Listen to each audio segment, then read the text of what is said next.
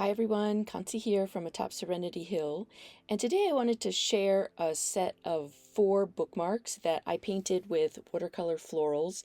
It is spring here in South Carolina and everything's blooming, and it got me really inspired to pull out my watercolors, and this is mixed media paper. I could not find my watercolor paper, so I just used mixed media paper to start painting a set of these bookmarks.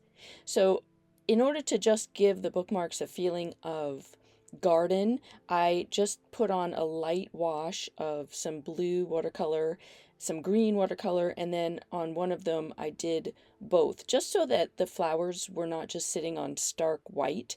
And it just, to me, it just gives it that more garden feeling to be able to put that. So just a quick reminder that if you are watching this video and you are not subscribed to my channel, I would love if you would go ahead and do so. I put out a video every Thursday, all different kinds of mixed media and art journaling projects, and I would love to have you along for the ride.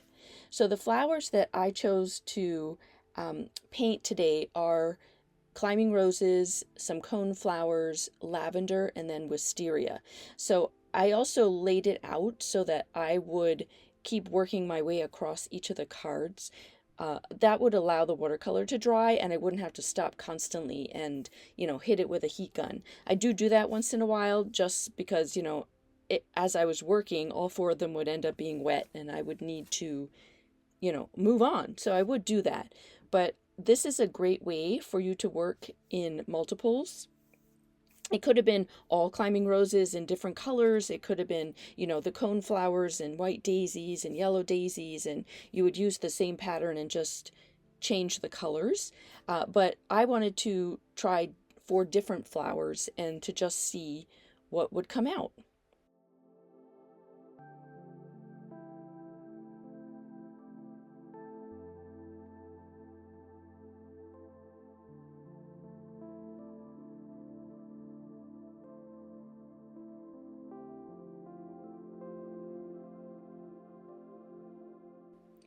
I ended up using mostly rounds, I think all rounds with this project, but what I kept doing was picking different size rounds, and then I have one round brush, which you just saw me using before to make all the vines, that has a super, super tight long point to it. And so when you're playing with these flowers, I encourage you to just use what you have. It doesn't matter. I could have done all of them with one single round brush. I just happen to have a variety on my table, so I kept picking them up and trying them to just see what worked better for this design, what worked better for that design. Did this smaller brush help this petal look better? Did this bigger round work better for this one? So really allow yourself to just play and find the curiosity in your supplies, because you don't need to buy new supplies. If you have a round brush, you can make these flowers.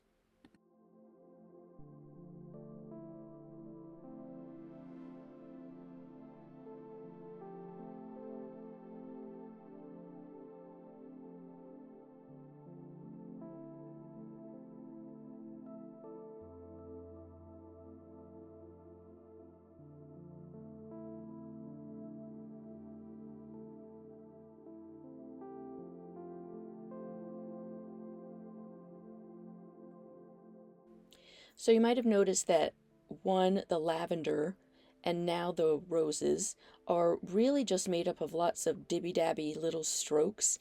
There's no real petal shape to them. I'm just making the strokes either smaller or bigger. So for the lavender, it's denser and thicker and bigger on the bottom, and it just gets lighter and looser and more airy towards the top. The roses are a dibby dab in the middle and lots of little tiny comma strokes around it. And then you'll see me move on to the wisteria in a minute, and the same thing. It is basically the same stroke I did for the lavender, except it's starting light and airy at the point and goes up and gets denser as I go higher up onto the vine where the wisteria is connected. So try to remember to keep your strokes really loose. It doesn't have to be, you're not trying to make individual petals. You're just trying to give the illusion that there's a group of petals forming this flower. So keep it really light, keep it really dibby-dabby, and again, just have fun with it.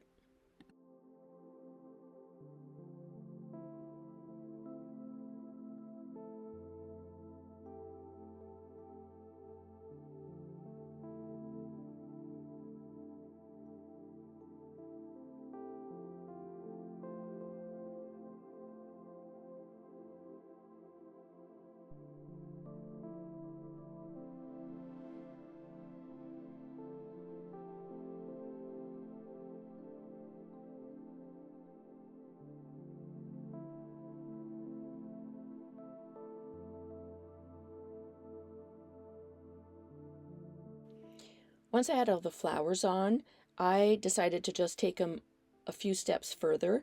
What is done up to this point is definitely an ending point. You could just be done. Just do the watercolor flowers and then you're finished. But my style tends to be a little bit more illustrative, so I grabbed my paint pens just to add some extra highlights and bolder colors into a few of the designs.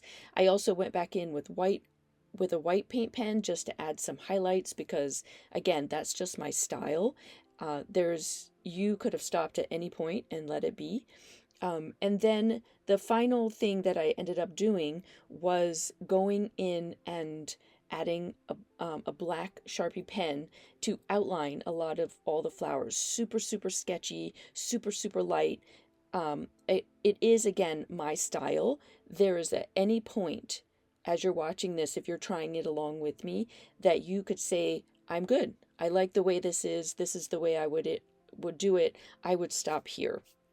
So always take my videos as an inspiration of what I do. Take from it what adds to your creative practice. What do you want to, bring in that makes it new and fresh? What did I do that, you've tried in the past and know it's just not for you? That's great.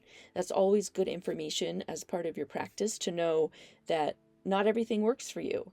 And so I hope you will enjoy making these bookmarks. If you do, please comment below and tell me how it went. Don't forget to subscribe if you haven't. And again, give me the thumbs up if you enjoyed this video. It all helps YouTube share these videos with other people who I would love to inspire in their creative practice. Have a great day, my friends, and I will see you in the next video.